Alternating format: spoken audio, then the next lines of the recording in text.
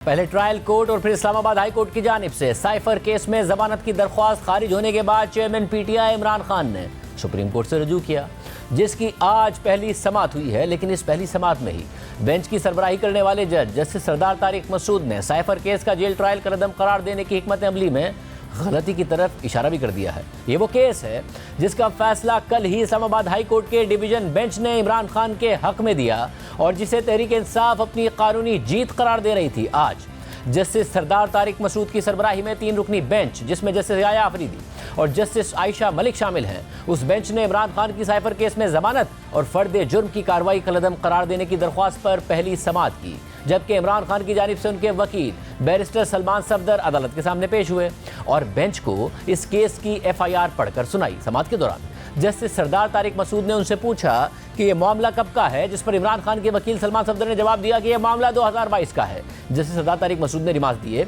कि साइफर का मुकदमा दर्ज होने में पूरा साल ही लगा दिया है। कुछ दफात में सजा 2 साल है, कुछ में सजाए मौत और उम्र कैद है। आज समाअत के दौरान FIA के तफ्तीशी अफसर के बगैर नोटिस ही अदालत में पेश होने पर अदालत ने बरहमी का इजहार किया। जस्टिस सरदार तारिक मसूद ने FIA के एहलकार से पूछा कि आपको किसने बुलाया है, पीछे जाके बैठ जाएं। समाअत के दौरान सलमान सफदर ने अपने दलाइल जारी रखते हुए कहा कि इल्जाम लगाया गया है कि इमरान खान ने आजम खान को साइफर को गलत रंग देने का कहा। इल्जाम लगाया गया है कि इमरान खान ने बिलवास्ता या बिलावास्ता रियासत को नुकसान पहुंचाया। इस पर जस्टिस सरदार तारिक मसूद ने उनसे सवाल किया कि क्या शरीक मुल्जिमान के किरदार का तयन हुआ, तो इस पर सलमान सफदर ने कहा कि असद उमर को छोड़ दिया गया और आजम खान को मुल्जिम से इस्तगासा का गवाह बना दिया गया। इस पर जस्टिस याया अफरीदी ने कहा कि पहले केस पर कहा गया था कि आजम खान मुल्जिम है, इंक्वायरी में कहा गया था कि शरीक मुल्जिमान का किरदार तफ्तीश में तय किया जाएगा। हतमी तफ्तीशी रिपोर्ट में आजम खान से मुतालिक तफ्तीशी अफसर ने क्या कहा, सलमान सफदर ने जवाब दिया कि तफ्तीशी अफसर ने कोई वाज़ेह मौक़िफ़ नहीं बताया। आजम खान अगवा हुए और उनके अहले खाना ने मुकदमा भी अगवा का ही दर्ज करवाया। अगवा के बाद हैरान कुन तौर पर आजम खान का 164 का बयान आ गया। इस पर जस्टिस सरदार तारिक मसूद ने रिमार्क दिए कि देखे ना, ऐसे फिर सच सामने आता है। सलमान सफदर ने जवाब दिया कि आजकल तो सच ऐसे ही सामने आता है। इमरान खान को सियासी इंतकाम का निशाना बनाया जा रहा है। मातहत अदालत के सामने कई घंटे दलाइल दिए। इस पर जस्टिस सरदार तारिक मसूद ने रिमार्क दिए कि आप मुकदमात को सियासी तौर पर चलाएंगे तो यही होगा। मुल्जिम कम उम्र नहीं है और केस मजीद इंक्वायरी का है, तो इस तरफ लाएं।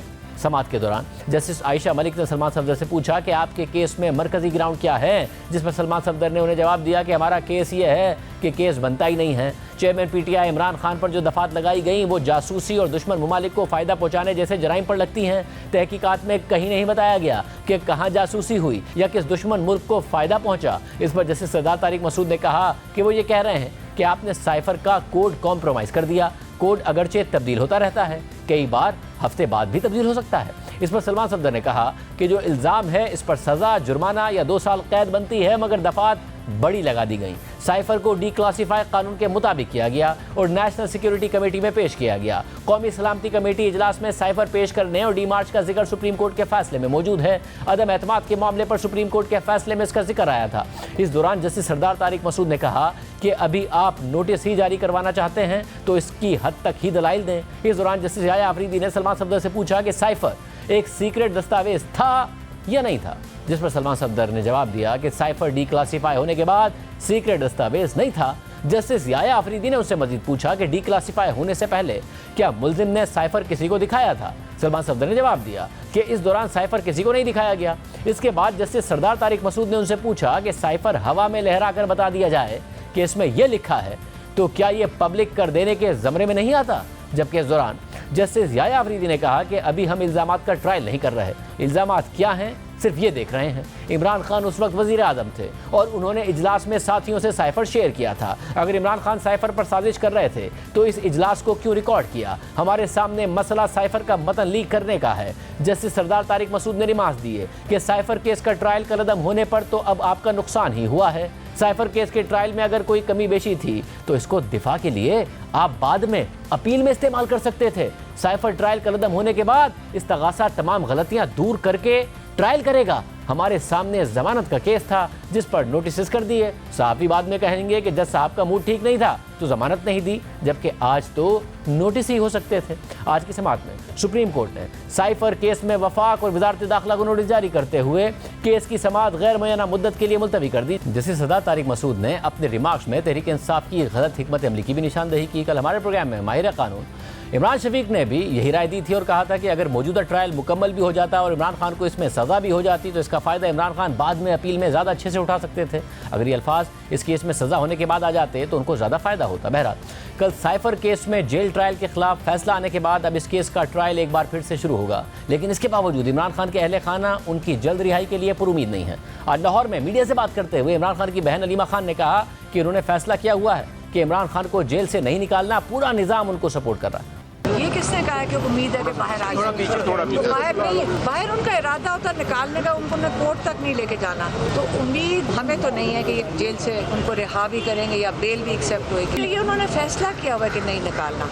जबकि आज नैब ने 190 मिलियन पाउंड केस में इमरान खान का नाम ECL में डालने की सिफारिश कर दी है। इसके अलावा बुशरा बीबी, जुल्फी बुखारी और शहजाद अकबर का नाम भी ECL में डालने की सिफारिश की गई है। झेली कमेटी की सिफारिशात हतमी मंजूरी के लिए निगरां वफाकी काबीना को भेजी जाएंगी। एक तरफ जहां PTI के चेयरमैन और आला क़यादत को सियासी केसेस का सामना है, तो वहीं पार्टी ने 2.5 माह बाद होने वाले इंतखाबात में हिस्सा लेने की हिकमत अमली भी तैयार कर ली है। पार्टी के चेयरमैन, वाइस चेयरमैन, सदर और अहम रहनुमाओं की गिरफ्तारी, बाकी रहनुमाओं की जानिब से पार्टी छोड़ने और रूपोश होने के बाद अब PTI को वकला की टीम लीड कर रही है। ये वो वकला हैं जो मुख्तलिफ अदालतों में मुख्तलिफ केसेस में इमरान खान का दिफा कर रहे हैं और अब तहरीक इंसाफ इन्हीं वकला को अगले इलेक्शन में पार्टी टिकट देने का इरादा रखती है। इसके अलावा दीगर वकला को टिकट देने का इरादा रखती है। इस नई हिकमत अमली के बारे में तहरीक इंसाफ के रहनुमा अली मोहम्मद खान ने पहले जुमे के दिन हमारे प्रोग्राम में बताया था, जबकि कल इमरान खान की जेल ट्रायल के खिलाफ दरख्वास्त का दिफा करने वाले वकील बैरिस्टर सलमान अकरम राजा ने भी इसको खारिज इम्कान नहीं करार दिया। जुमे को हमारे प्रोग्राम में अली मोहम्मद खान ने कहा था कि जिनको टिकट देना है उस हवाले से बहुत से फैसले कर लिए हैं। उन वकला को जिनकी हलकों में असर वसूख है उनको टिकट देंगे, शहरी इलाकों में खवातीन को मौका देंगे। आपकी पार्टी किस तरीके से लोगों को अपनी तरफ लेके आएगी, अगर पॉपुलर है भी तो उन्हें ये यकीन दिलाए कि जी आप अगर हमारी तरफ आएंगे, हमसे टिकट लेंगे तो इलेक्शन भी लड़ पाएंगे और इलेक्शन हो रहा होगा, इसका कैसे यकीन दहानी कराएंगे? क्या स्ट्रेटजी बना रहे हैं इस हवाले से? देखिए, मुश्किलात का हमें सामना है, लेकिन हमने अपने होमवर्क अब तक कर लिया है। जिन लोगों को हमने टिकटें देनी है, जाहिर है उसको हम पब्लिक शायद ना करें, लेकिन उसके बहुत से फैसले हो गए हुए हैं। जहां किसी को मसला होगा, सेकंड थर्ड ऑप्शन पे भी जाया जाएगा। वकला के पैनल भी जो है वो रेडी हैं। कहीं कहीं हम अपने उन वकला को जिनकी हलकों में प्रेजेंस है उनको भी इंशाल्लाह हम आजमाएंगे। शहरी इलाकों में जहां जात बरादरी या ये चीजें बहुत ज्यादा काउंट नहीं करती, वहां हम अच्छी पढ़ी लिखी जो है खवातीन को भी, जो सियासी कारकुनान है, उनको भी हम अपॉर्चुनिटीज दें। जबकि कल जब सलमान अकरम राजा से इस हवाले से सवाल हुआ कि क्या वो भी लाहौर के किसी हल्के से PTI के टिकट पर इलेक्शन लड़ेंगे, तो उस पर उन्होंने कहा कि यह खारिज इम्कान नहीं है। ज़रूरत महसूस हुई तो कोई भी कदम उठाया जा सकता है। ये दिलचस्प बात है क्योंकि इस वक्त बज़ाहिर PTI की तर्जुमानी भी सिर्फ वकला ही करते नजर आ रहे हैं, जिनमें एडवोकेट शुएब शाहीन, सलमान सफदर, सलमान अकरम राजा, गौहर खान, शेर अफजल मरवत और हामिद खान शामिल हैं, जो इमरान खान का नैब, ट्रायल कोर्ट, हाई कोर्ट और सुप्रीम कोर्ट में दिफा या तो कर चुके हैं या कर रहे हैं।